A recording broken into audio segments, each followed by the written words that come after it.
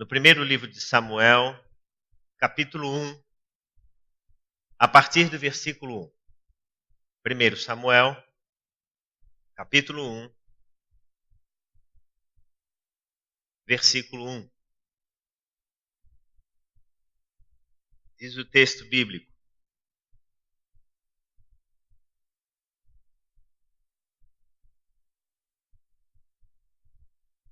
houve um homem de Ramataim, Zofim, da região montanhosa de Efraim, cujo nome era Eucana, filho de Jeroão, filho de Eliú, filho de Tou, filho de Zufi, efraimita.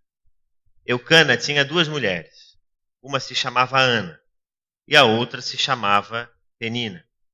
Penina tinha filhos, Ana, porém, não tinha.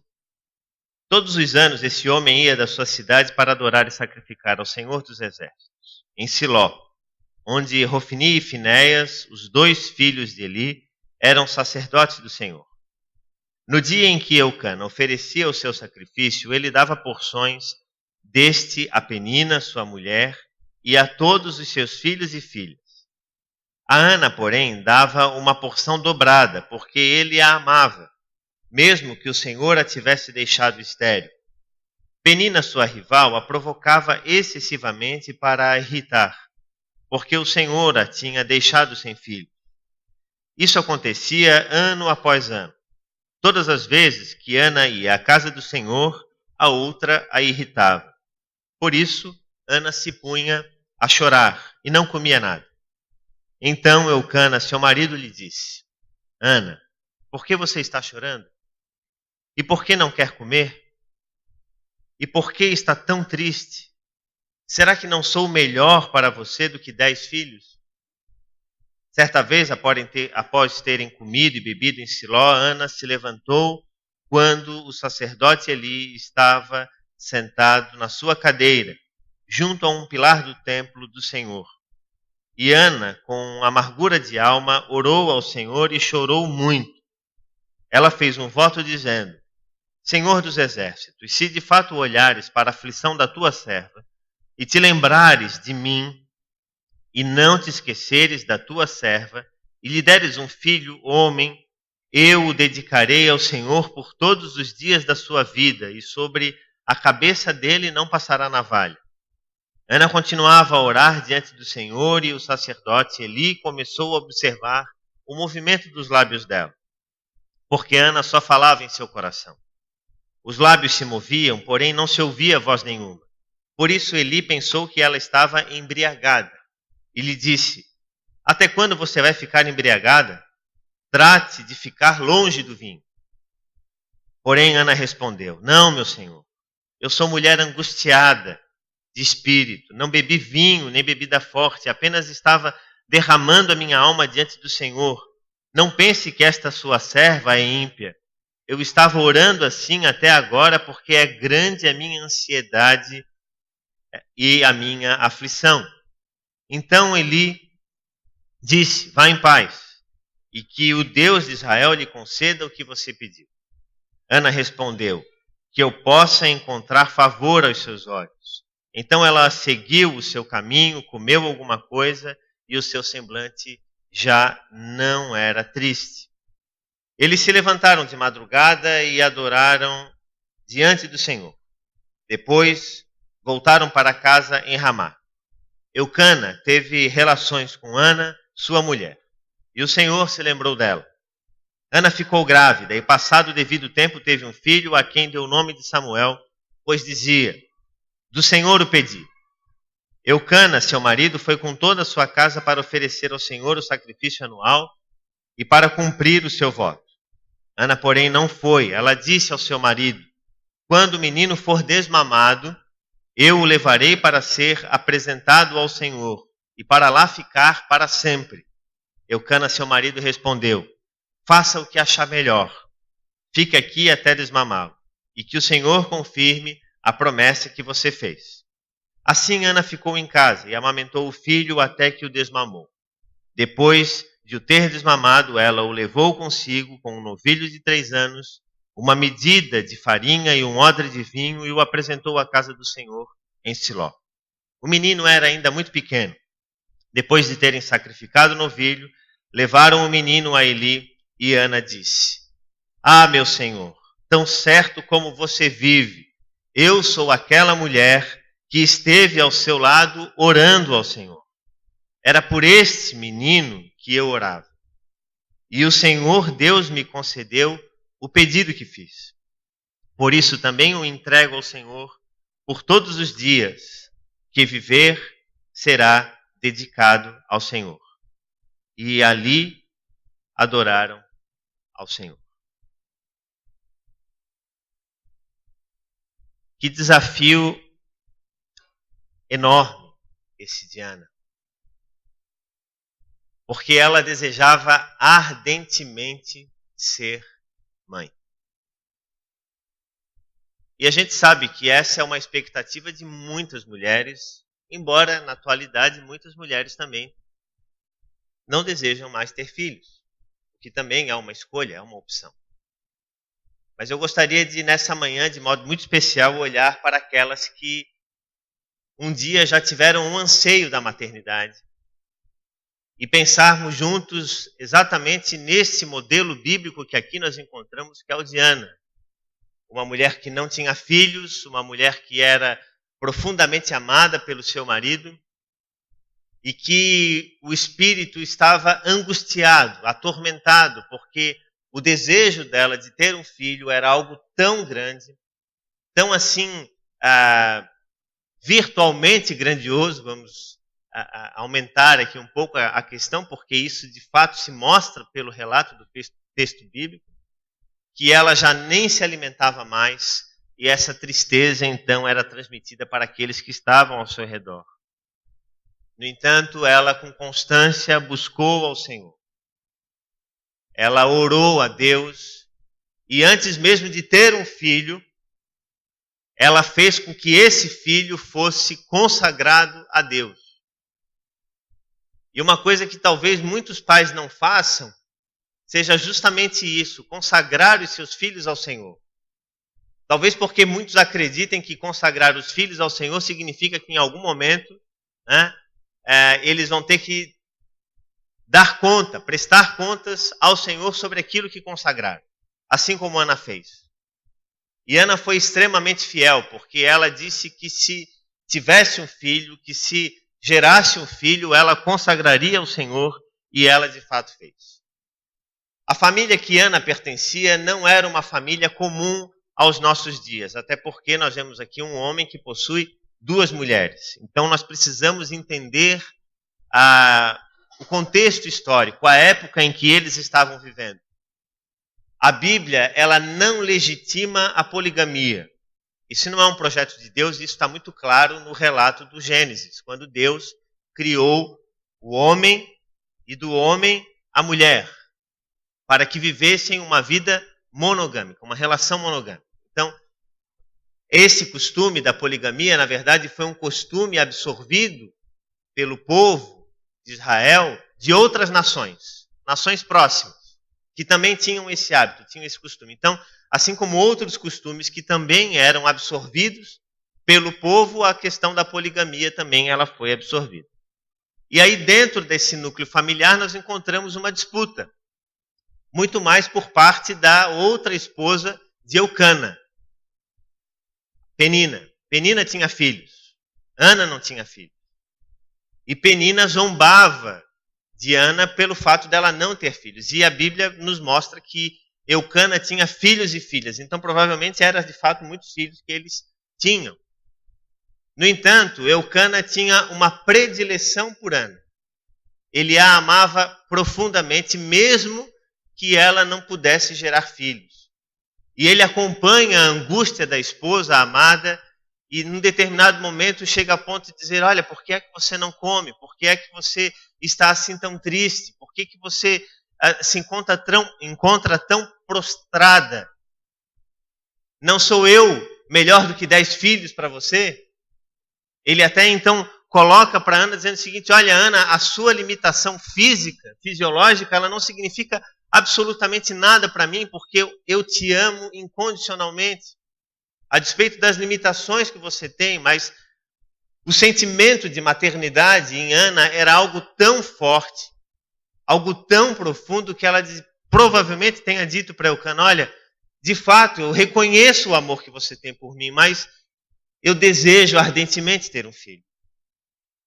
Eu queria tanto ter um filho, gerar um filho e pegá-lo nos braços. E é tão interessante porque as mães, elas têm justamente esse desejo ardente, né, dos filhos. E eu lembro aqui que, eu vim de uma família de 5 filhos. Né, e a Renata, nós temos uma filha, como a igreja sabe, mas ela deseja ter mais um, tá bom? Mas isso é o Senhor que sabe, na verdade, né? Mas esse desejo ardente que muitas vezes brota do coração das mulheres, né? Esse desejo estava presente no coração de Ana. Mesmo, como disse, ela não tendo a capacidade de gerar um filho, o marido a amava incondicionalmente. Mas eu percebo uma coisa muito importante aqui nesse texto bíblico, que é a busca incessante por esse alvo, por esse objetivo. E hoje em dia, a busca das mulheres por um espaço na sociedade, em certa medida, pode fazer com que muitas delas se esqueçam também de buscar ao Senhor como Ana buscava. Eu acho que o exemplo de Ana em buscar a presença de Deus não é apenas o exemplo de quem busca para ter um filho. Porque eu acho que essa relação que Ana estabelece com Deus, ela não se dá simplesmente por ela querer gerar. Porque ela poderia muito bem ter feito o seguinte: ter gerado o filho, como nós vimos pelo texto que ela gerou, e depois ter dito assim: olha, Senhor, eu consagrei o meu filho ao Senhor, mas eu vou mantê-lo comigo, porque sabe como é, né? Menino pequenininho, deixar ele aí no templo. Imagina, Samuel foi levado para o templo com 3 anos de idade. Quem aqui teria coragem de fazer isso? Mas Ana tinha dentro de si um profundo sentimento de gratidão e de reconhecimento de que o fruto do ventre que ela tinha não era dela, era do Senhor. Então, assim, o Senhor a havia permitido gerar aquele filho, então, portanto, ela tinha que cumprir esse voto.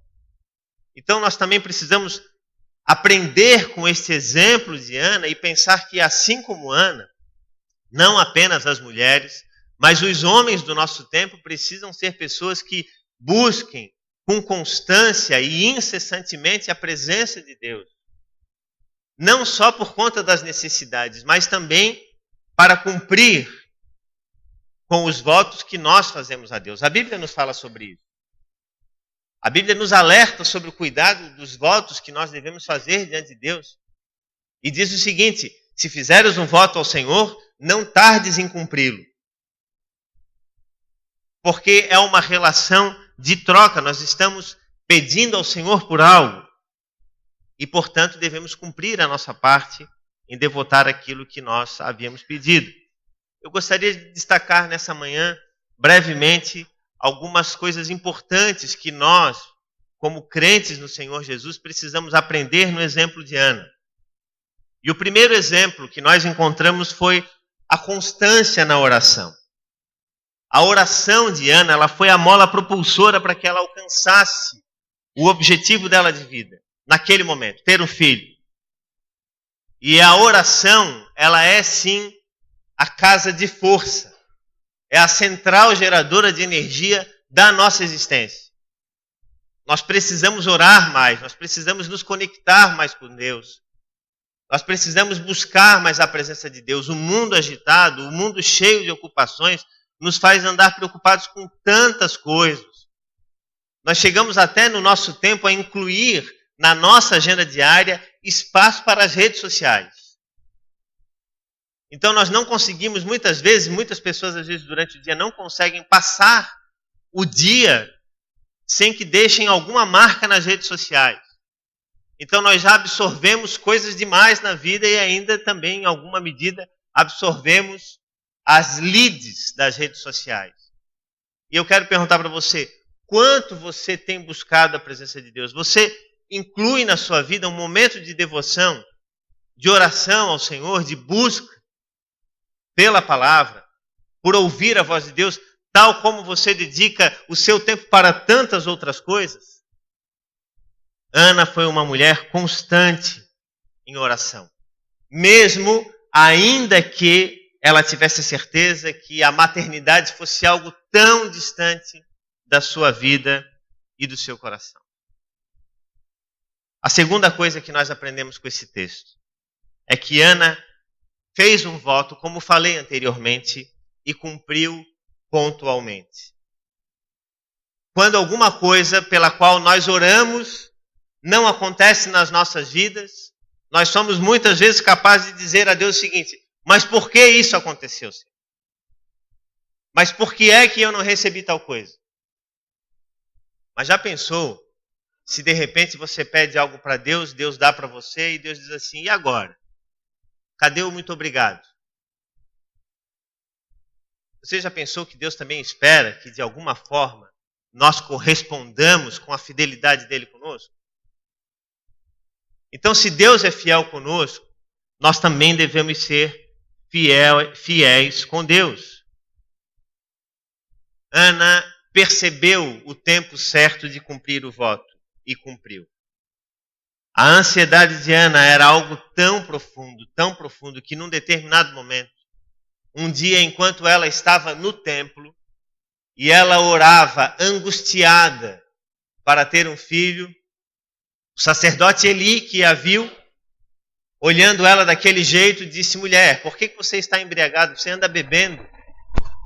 Retoma a tua honra, vai para casa, resolve a tua vida. E Ana diz: olha, meu senhor, não tem nada de bebida aqui, existe a angústia. Existe aqui uma mulher que está buscando constantemente a oração diante do Senhor por uma causa. E a Bíblia nos fala que Ana, mesmo depois de ter gerado Samuel e de ter levado ele para o templo, ela ia lá com frequência. Porque era mãe. E ela tinha cuidado do filho. E você bem conhece a história de Samuel. E muitos aqui conhecem. Se você não conhece, procure saber um pouco mais da história de Samuel. Uma figura importante, ungiu reis. Um homem com um ministério ímpar, honrado na Bíblia. Porque teve uma educação segura e presente da sua mãe na sua vida. As mães do nosso tempo são mães que precisam. E aqui eu quero fazer um desafio para você que é mãe. Ore mais pelos seus filhos. Mas pastor, eu tenho orado um monte. Fale para ele que você está orando. É muito bom quando a gente ouve da nossa mãe que ela está orando por nós. E eu volto e meio ouço isso da minha mãe. Não, minha filha, a mãe tem orado por vocês por isso. Vou pedir a Deus para que essas coisas se realizem, ou para que Deus mostre. Isso é tão importante, isso é fortalecedor. Então você que é mãe, ore ao Senhor com constância, mas diga para os seus filhos: olha, meu filho, eu estou orando por você diante do Senhor. A sua causa não está sendo esquecida. Fale isso. De repente você é aquela mãe aprovisionadora, aquela mãe que dá o dinheiro, dá comida, dá, enfim, uma série de valores, mas entenda, saiba, o maior valor que você pode dar para o seu filho, para a sua filha, é a sua devoção pessoal a Cristo Jesus. Esta é a maior herança que você pode legar ao seu filho e à sua filha. E por fim, qual o resultado dessa intimidade de Ana com o Senhor? O Senhor abençoou Ana e ela engravidava. 1 Samuel 2:21. Nós encontramos no capítulo 1 que Ana desejava ter um filho. E o texto disse: teve mais 3 filhos e 2 filhas. E o menino Samuel crescia diante do Senhor. 3 filhos e 2 filhas. 6 filhos Ana teve. Samuel, o primogênito, aquele que foi dedicado ao Senhor. Os planos de Deus, irmãos e irmãs, são maiores do que os nossos. Eles superam a nossa capacidade de compreensão. Observe a reviravolta na vida de Ana. Ela concebeu filhos e filhas. Ela tinha consciência de que qualquer coisa que ela prometesse diante de Deus, ela não poderia descumprir. Ana glorificou a graça e a fidelidade de Deus. E isso está muito claro na oração de Ana. Capítulo 2, versículo 1 ao versículo 10. A história de Ana é uma história que nos convida, nos estimula, nos incita a orar. Mães, orem pelos seus filhos. Pais, orem pelos seus filhos. Eu lhes afirmo, eu não passo um dia sem que eu ore pela minha filha. 2, 3 vezes por dia. Eu busco constantemente orar por ela. E eu oro por aqueles ainda que Deus, se permitir, nos dará. Porque eu sei que são essas orações que, de alguma forma, sustentarão o futuro dela. Eu lembro-me sempre do exemplo de Jó, que intercedia pelos seus filhos e buscava a presença de Deus e pedia perdão até mesmo pelos possíveis pecados que os filhos tivessem praticado. Constância na oração. Não desista de orar pelos seus filhos. Ainda que de repente você olhe para o seu filho, para a sua filha, já crescido, detentor da sua própria vontade, você diga assim, não, mas agora já não tem mais jeito. Não pense isso. Nós não podemos jamais subestimar o poder da oração de uma mãe. Veja isso através da vida de Ana. Ana buscou a Deus. E Deus confirmou o desejo do seu coração. Não apenas para satisfazer a vontade dela, mas para mostrar que é Ele quem dá a palavra final na nossa vida. É Ele que mostra. E Ana pediu um filho só, e no final teve 6. Imagina só quantas coisas, de repente, Deus tem para dar para mim e para você, e nós não recebemos, porque nós não somos assim, tão constantes na oração como Ana foi. Mães, que esse seja um dia feliz na vida de vocês. Mas o dia de vocês, minha mãe sabe disso, não é só hoje. Não. Todos os dias, todas as horas, porque o turno de vocês é de 48. Certo? Mãe não trabalha 24, trabalha 48. Né? Sem folga. Sem folga. Mas assim, eu quero deixar esse desafio para vocês hoje. Mães, orem pelos seus filhos. E aprendamos no exemplo de Ana o que significa ser uma pessoa que busca a presença de Deus, apesar das suas próprias limitações. Que Deus abençoe ricamente a vida das nossas mães. Amém.